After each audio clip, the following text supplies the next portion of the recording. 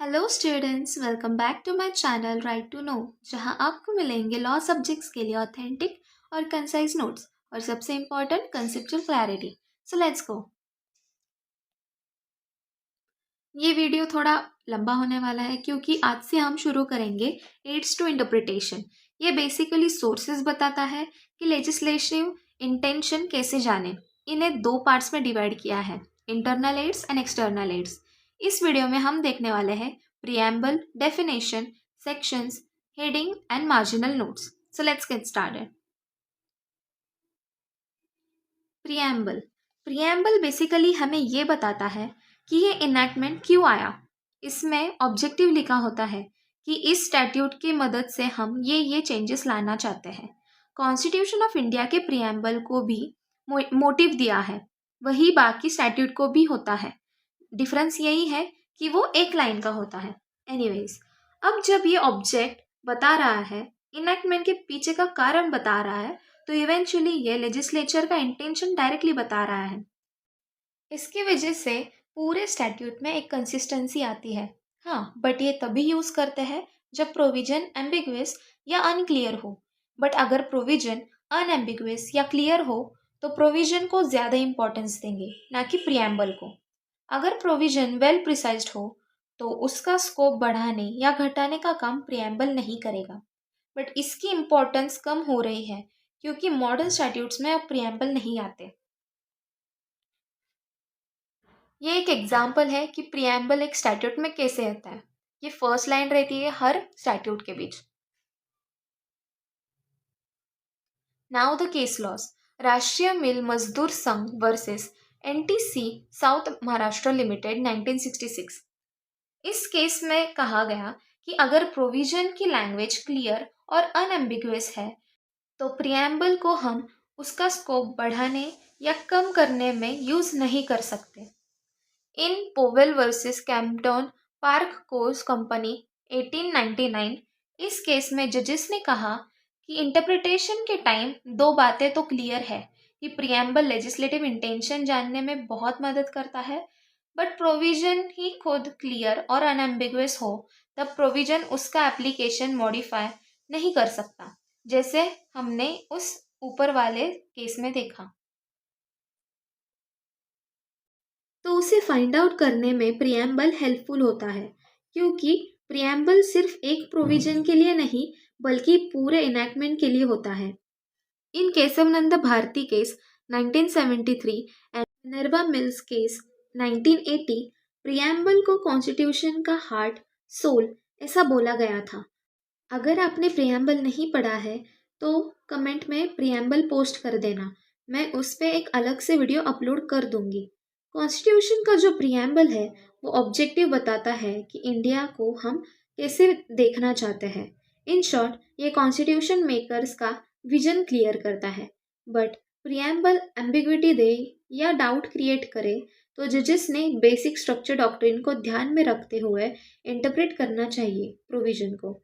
Basic structure doctrine यानी inner code of constitution, जिन्हें कभी हटाया या अमेंड नहीं किया जा सकता, ये केशवनंद भारती केस में ओरिजिनेट हुए हैं। इसलिए आप सबको इस केस की हर एक डिटेल जाननी होगी। सब इम्पोर्टेंट रिवॉल्यूशनरी लैंडमार्क केस है ये। डेफिनेशन डेफिनेशन कह लो या इंटरप्रिटेशन क्लॉज सेम ही है। इन शॉर्ट बताओ तो जो सेक्शन 2 या 3 होता है ना हर स्टैट्यूट का, वो इंटरप्रिटेशन क्लॉज होता है। अब ध्यान से सुनना, मैंने कहा स्टैट्यूट के बाउंड्रीज में यानी बाहर इनका अलग मीनिंग हो सकता है, एक जनरल मीनिंग, बट स्टैट्यूट में वही मीनिंग जो ये इंटरप्रिटेशन क्लॉज में होगा यही होगा। ऐसा इसलिए क्योंकि लेजिस्लेचर इन वर्ड्स को स्टैट्यूट में मॉडिफाई करके डालता है। ये बेसिकली लेजिस्लेचर के पॉइंट ऑफ व्यू का मीनिंग होता है, इसलिए इस क्लॉज का इम्पोर्टेंस ज़्यादा है। आगे के 3 पॉइंट्स में एग्जाम्पल से समझाती हूँ। जब मीनिंग में मीन्स एंड इंक्लूड ये वर्ड आए तो समझ लेना कि इंक्लूड के बाद जो भी एलिमेंट आए उसका डेफिनेशन में बस यही वैलिड है। इसे एग्जॉस्टिव डेफिनेशन बोलते हैं। जजेस इसमें और एलिमेंट्स ऐड नहीं कर सकते।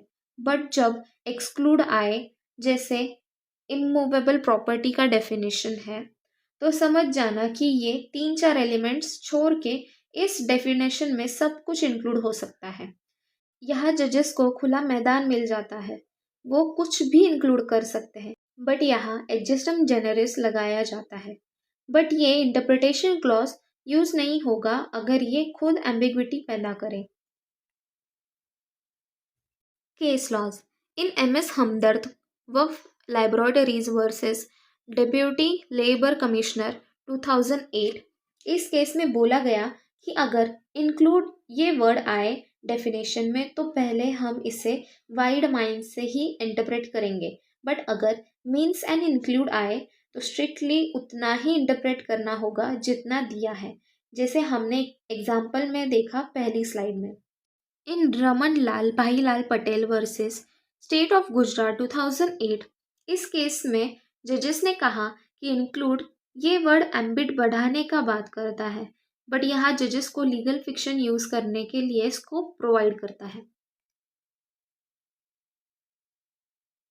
इन Mohan Singh versus International Airport Authority of India 1996, काफ़ी बार शाल हम मैंडेटरी प्रोविज़न समझते हैं, बट अगर आपने मेरे मैंडेटरी एंड डायरेक्टरी प्रोविज़न वाला वीडियो देखा होगा तो आपको पता होगा कि शाल को मैंडेटरी अप्लाई करने से पहले कुछ एब्सर्डिटी आए तो उसे एब्सर्डिटी को हटाने के लिए कोर्ट शाल को मे मानकर इंटरप्रिटेशन कर सकता है।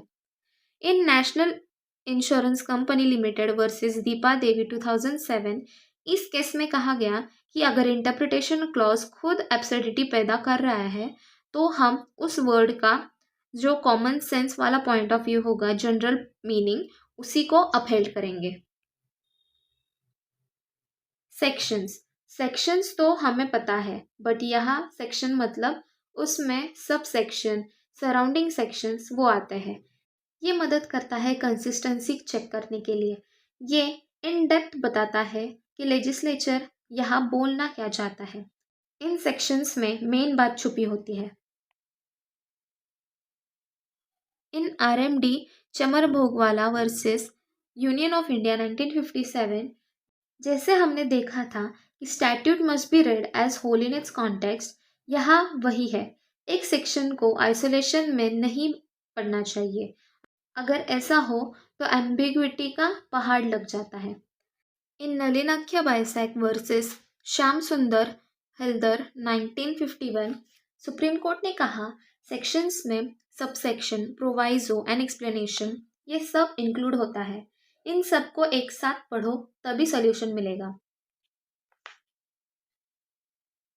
हेडिंग्स हेडिंग्स बेसिकली ये बताता है कि आगे के सेक्शन आखिर किस टॉपिक पे बात करने वाले हैं।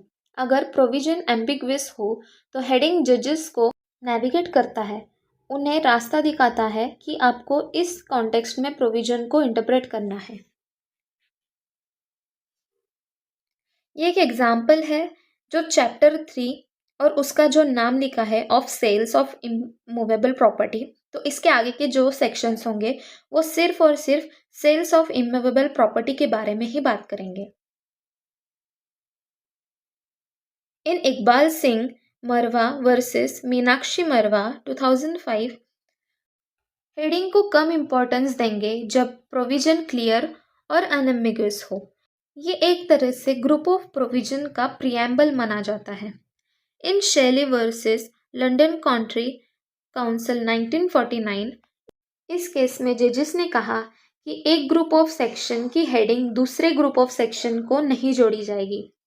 इन बुलमेर वर्सेस आईआरसी 1967, इस केस में हेडिंग को ग्रीन चिट मिली कि ये एक एड टू इंटरप्रिटेशन है। In real value appliances limited versus Canara bank 1998, heading को स्ट्रिक्टली इंटरप्रेट मत करो ऐसा बोला गया था। आगे आगे जो सोसाइटल चेंजेस होंगे उसमें इन्हें इंक्लूड करना ज़रूरी हो जाएगा। मार्जिनल नोट्स, पहली बात तो ये समझ लो कि लेजिस्लेचर ये मार्जिनल नोट्स नहीं बनाता, ये ड्राफ्टर्स बनाते हैं, इसलिए इन्हें इतना इम्पोर्टेंस नहीं दिया जाता। क्योंकि ये कॉम्पिटेंट अथॉरिटी नहीं होती, बट ये एम्बिग्विटी रिसॉल्व करने में मदद कर सकता है। कॉन्स्टिट्यूशन के मार्जिनल नोट्स 100% वैलिड है क्योंकि इन्हें खुद कॉन्स्टिट्यूएंट असेंबली ने लिखा था। ये कॉन्स्टिट्यूशन ऑफ इंडिया का एक स्क्रीनशॉट है। ये जो साइड में लिखा है name and territory of union, इसके जो नीचे लिखा है एडमिशन और एस्टेब्लिशमेंट ऑफ न्यू स्टेट्स, ये सब मार्जिनल नोट्स है। इसको रेफर किया जा सकता है क्योंकि ये कॉन्स्टिट्यूएंट असेंबली ने बनाए थे।